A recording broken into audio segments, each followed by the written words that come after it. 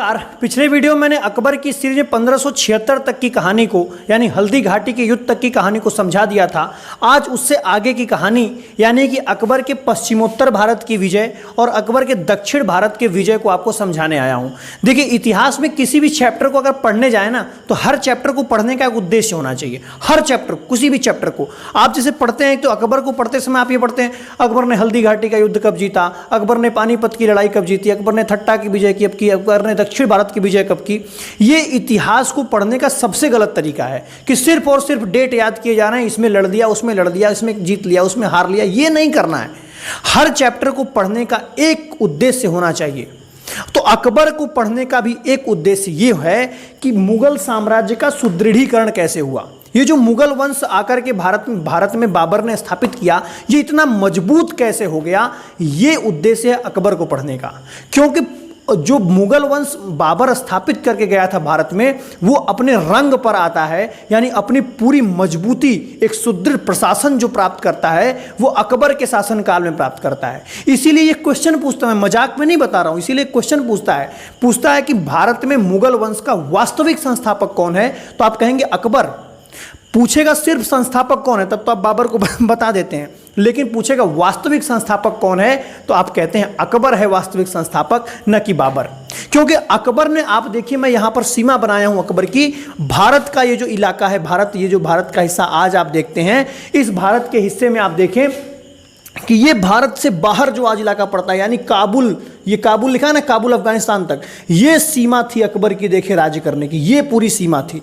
इस पूरे इलाके पर अकबर ने शासन किया, अपने शासनकाल के दौरान शासन किया, फिर दिल्ली की गद्दी से इतना प्रसार किया अकबर ने।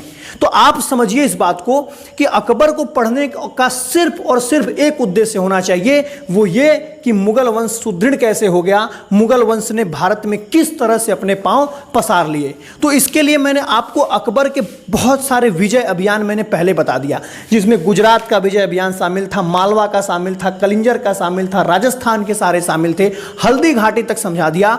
और 1576 के 4 साल बाद यानी कि 1581 में अकबर का ध्यान जाता है पश्चिमोत्तर भारत की तरफ।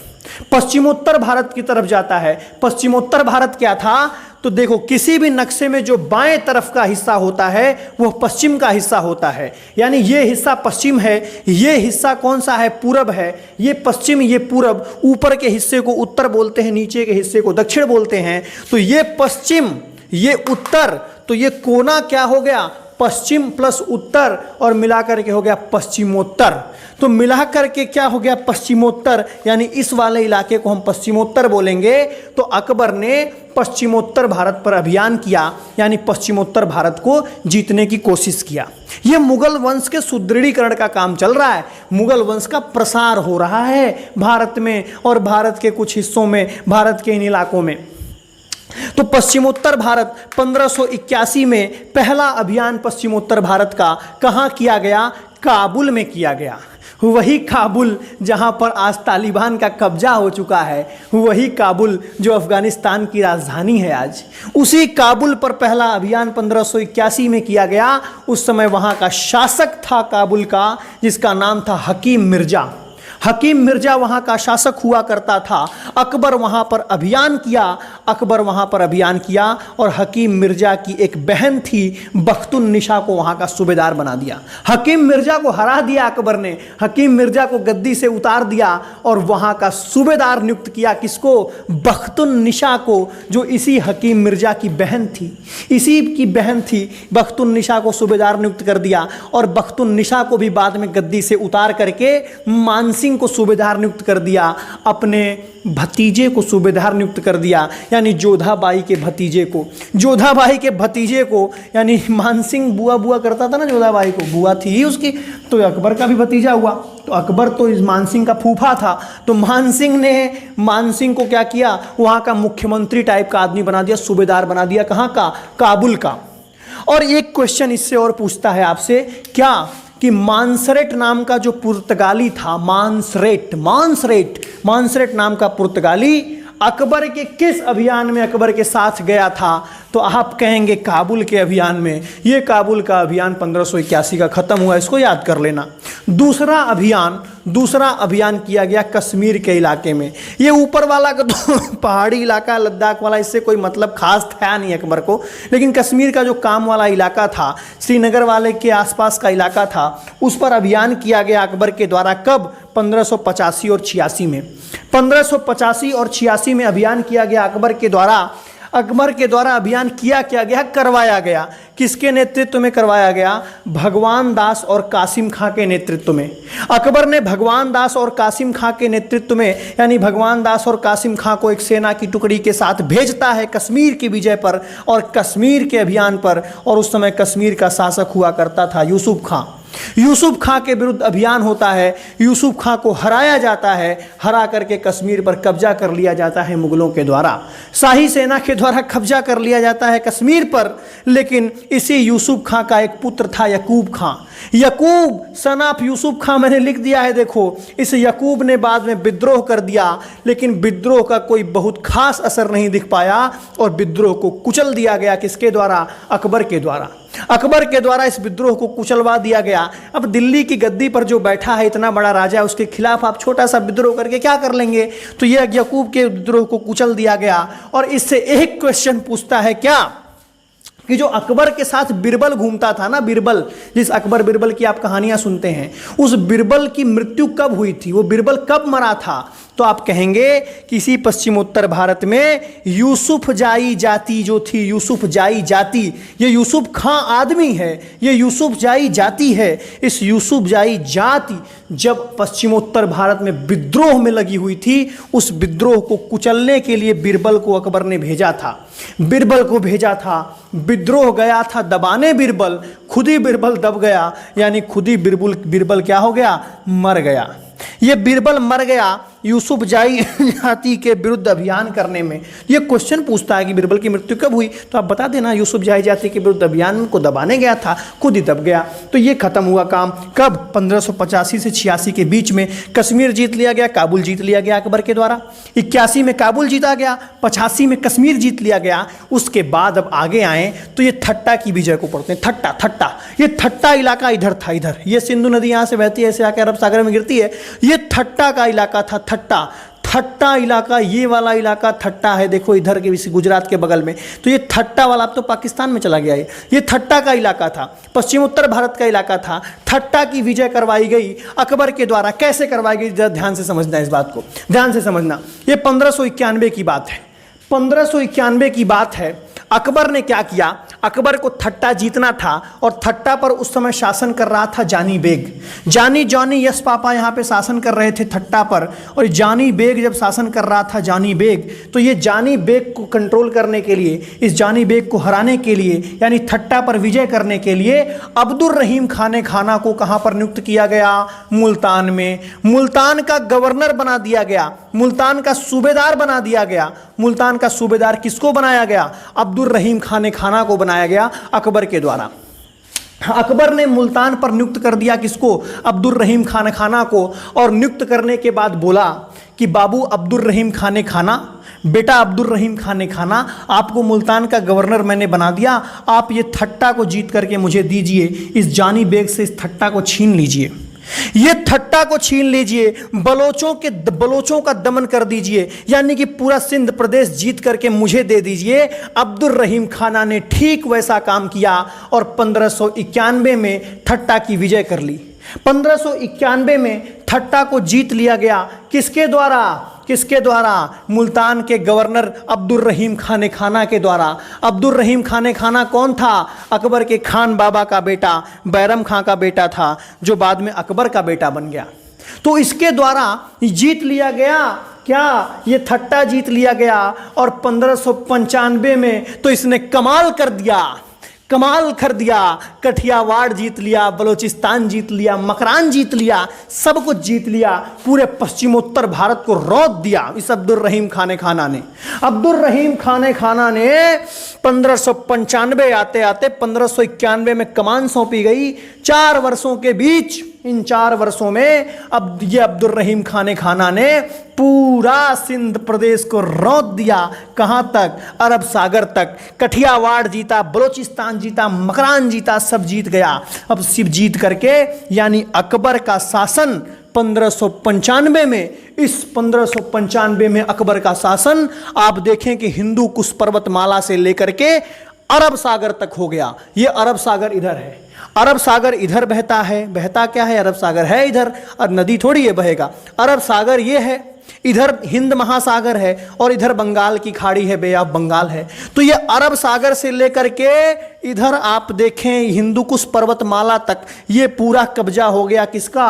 अकबर का कब्जा हो गया, यानी मुगल साम्राज्य का कब्जा हो गया। मुगल साम्राज्य का कब्जा हो गया और यहीं से क्या हुआ? एक वैज्ञानिक सीमा का निर्धारण हुआ कि ये देखिए अब मेरी सीमा है। अकबर ने यहाँ पर क्या किया? अपनी सीमा बना दी। सीमा बनाने के बाद अब देखिए कि ये 1591 या 1595 तक अकबर ये सब कुछ जीत चुका। पश्चिमोत्तर भारत जीत चुका, बंगाल बिहार भी जीत चुका है, राजस्थान जीत चुका है, गुजरात जीत चुका है, मध्य भारत का मालवा मांडू सब जीत चुका है, कश्मीर जीत चुका है। सब कुछ जीतने के बाद अब अकबर कहता है कि अब चलेंगे दक्षिण भारत। सब कहते हैं अच्छा दक्षिण भारत जाएंगे क्या? दक्षिण भारत तो आपके दादा परदादा नहीं गए। बोला कोई ज़रूरी है दादा परदादा जहाँ नहीं जाए वहाँ हम न जाएं? तो बोला दक्षिण भारत चलते हैं। तो अकबर पहला ऐसा शासक था, ये जीत गया है 1591-95 तक पश्चिमोत्तर भारत को। जीतने के बाद अकबर पहला ऐसा शासक मुगल शासन का, मुगल वंश का पहला ऐसा शासक है अकबर जिसने दक्षिण भारत में अभियान किया। इससे पहले कोई दक्षिण भारत में अभियान नहीं किया था। इसके न पापा किए थे न इसके दादाजी किए थे। सिर्फ और सिर्फ अकबर ने ही दक्षिण भारत में अभियान किया। और कैसे किया जरा समझना इस बात को। उस समय दक्षिण भारत में 4-5 राज्य हुआ करते थे अकबर के समकालीन। 4-5 राज्य हुआ करते थे, जिसमें एक था बीजापुर, एक था अहमदनगर, एक था खानदेश, एक था गोलकुंडा, एक था विजयनगर। मालाबार का ये तट आपको दिख रहा है केरल वाला, ये बरार वाला हिस्सा था। यही सब उस समय दक्षिण भारत में हुआ करते थे। मैं थोड़ा सा नक्शे में इसको ऊपर बना दिया हूँ गलती से, मतलब गलती से क्या, उतना नक्शा मुझे बनाना ही नहीं आता, तो थोड़ा सा और नीचे ये होगा दक्षिण भारत में होगा, लेकिन समझ लेना इस बात को। ये सब दक्षिण भारत के इलाके हैं, ये सब दक्षिण भारत का इलाका था। तो अकबर ने 1591 में अपने दूत भेजने शुरू किए। अपने दूत भेजने शुरू किए कहाँ पर? खानदेश में, अहमदनगर में, गोलकुंडा में, बीजापुर में, हर जगह दूत भेजे। सब जगह दूत भेजे। और इतिहास में ये उल्लेख मिलता है, क्या उल्लेख मिलता है? कि कोई नहीं माना अकबर की बात सिवाय खानदेश के।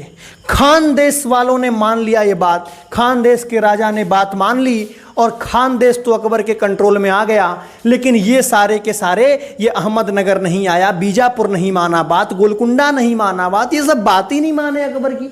जब बात अकबर की नहीं माने तो अकबर ने कहा बाबू शहजादा मुराद को बुलाया अपने बेटे को। ये बोला मुराद बेटे अब्दुल रहीम खाना के साथ जाओ, अब्दुल रहीम खाना के साथ जाओ, जरा इन सबको भी समझा के आओ कि बेटा मान जाओ, समझा के आओ। और समझाने का मतलब ऐसे मत समझाओ, जाओ गिरा के मारो, युद्ध लड़ो इन सबसे। मान नहीं रहे हैं, सब दूत भेज करके बोला हूं कि मान जाओ, इतना बड़ा मैं राज्य अपना बना चुका हूं, इतना बड़ा मैं राजा हूं, मेरी बात ये सब नहीं मान रहे, इतने छोटे छोटे इलाके के शासक, इनको जरा पीट के आओ। तो ये अब्दुल रहीम खाना और शहजादा मुराद निकल पड़ते हैं अभियान के लिए और पहला आक्रमण करते हैं अहमदनगर पे। अहमदनगर पर पहला आक्रमण करते हैं 1593 में। 1593 में ये अब्दुल रहीम खाना और शहजादा मुराद दोनों मिलकर के अहमदनगर पर अटैक करते हैं। और उस समय अहमदनगर पर जो शासन कर रहा था पुरुष नहीं था, महिला थी। नाम था उसका चांद बीबी नाम था। चांद बीबी बड़ी बहादुर थी। महिलाएं बहुत बहादुर, देखो उस समय जो भी महिला शासन कर रही है, समझ लो कि एक पुरुष आज तो अच्छा खासा महिलाओं का परसेंटेज हर जगह हो गया है, तब उतना नहीं था। यानी उस समय जो महिला इतना चगड़ है, उस समय जो महिला इतना मजबूत है कि शासन कर रही है, तो वीर तो होगी भाई, वो निश्चित रूप से वीर होगी। तो ये खूब लड़ी। ये चांद बीबी बहुत बहादुर थी। इतिहासकार कहते हैं, मुझे क्या पता यार, मैं कोई देखा थोड़ी था, इतिहासकार कहते हैं कि ये चांद बीबी बहुत मजबूत थी, बहुत तगड़ी औरत थी, बहुत शक्तिशाली थी, खूब लड़ी, मुगलों की सेना से खूब लड़ी, इतना लड़ी कि 3 साल तक लड़ी और अंत में 1593 से आगे चलकर 1596 में इस चांद बीबी ने संधि स्वीकार कर ली। अकबर की संधि स्वीकार कर ली, बोली ठीक है भैया अहमदनगर को भी मिला लो, तुम्हारी इतना इच्छा है, इतना लड़ लिए तो लड़ लिए, अब ले ही लो। तो दे दिया चांद बीबी ने, अहमदनगर दे दिया, अकबर को दे दिया। अब हुआ क्या, संधि हुई थी, तो संधि आगे चल करके इसने चांद बीबी ने संधि के शर्तों का उल्लंघन कर दिया, धोखेबाज निकल गई। अकबर बोला अरे जो वादा किया था उससे मुकर रही है चांद बीबी। बोला एक बार फिर से अहमदनगर को ढंग से थोड़ा पीटना पड़ेगा, ढंग से इस पर अभियान करना पड़ेगा। तो दोबारा भेजना हुआ, तो दोबारा जब भेजना हुआ तब तक ये शहजादा मुराद और अब्दुल रहीम खान आपस में ही झगड़ा कर चुके थे, मनमुटाव हो गया था इन दोनों का ही। तो बोला ऐसा अब्दुल रहीम तुम इस बार मुराद के साथ मत जाओ, मुराद के साथ तुम मत जाओ, इस बार मैं भेज दे रहा हूँ अबुल फजल को। किसको भेज दे रहा हूँ? अबुल फजल को भेज दे रहा हूँ। तो मुराद ये अब्दुल रहीम खाना नहीं गया, ये याद मत करना, मैं बता दे रहा हूँ, बस ऐसे इतिहास में कहानी टाइप बता दे रहा हूँ, याद मत नहीं करना है, छोड़ो, इस बाद में बताऊँगा क्या याद करना है। तो ये शहजादा मुराद के साथ अब इस बार कौन जा रहा है? अबुल फजल जा रहा है। अब उसी दौरान होता क्या कि शहजादा मुराद जो था ना, दारू पी लिया, खूब शराब पी लिया, मदिरा फान कर लिया, और मदिरा हो सकता है उसी में कुछ गड़बड़ हो गया और दारू पी कर ही मर गया है। शहजादा मुराद मर गया। उसके बाद अकबर ने अपने एक दूसरे बेटे को भेजने की कोशिश की, कुल मिला के सेटिंग नहीं बैठ पा रही थी, कौन जाए? तो 1601 में अकबर स्वयं चल दिया, बोला छोड़ो यार ये सब आपस में ही लड़ते रह जाएंगे, मैं चलता हूं। तो 1601 में अकबर स्वयं चल दिया, किधर? दक्षिण भारत की तरफ।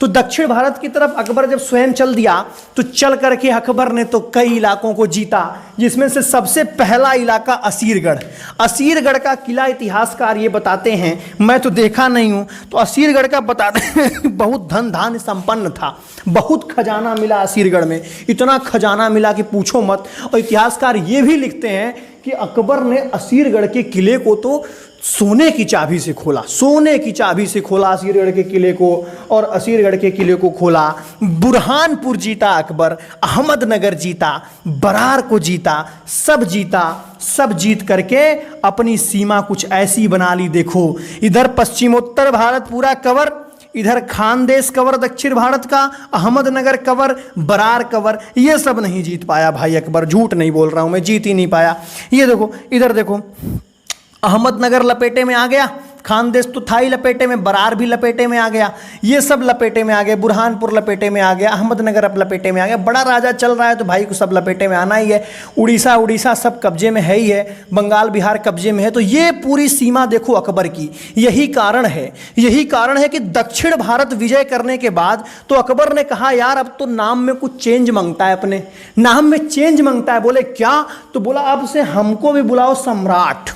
बोला यार इतना बड़ा मैं राज्य जीता हूं, ये देखो मेरी सीमा है, ये देखो ये सीमा है मेरी, तो मुझे केवल अकबर या बादशाह कब तक कहोगे? कुछ नाम बदलो यार, नाम में मेरे चेंज लाओ। तो अकबर का नाम रख दिया गया सम्राट की उपाधि पूछे कब धारण की? तो बोले दक्षिण भारत विजय करने के बाद। अकबर ये याद रखना है, मैं बताया था ना, मैं बताऊंगा क्या याद रखना है। तो दक्षिण भारत की विजय करने के बाद अकबर ने उपाधि धारण की, सम्राट की उपाधि धारण की। और इस तरह से आप देखें कि अकबर के ये सारे अभियान कंप्लीट हुए। दक्षिण भारत का अभियान समाप्त होने के बाद अकबर ने कोई अभियान नहीं किया। इस तरह से देखिए मुगल वंश का सुदृढ़ीकरण हुआ।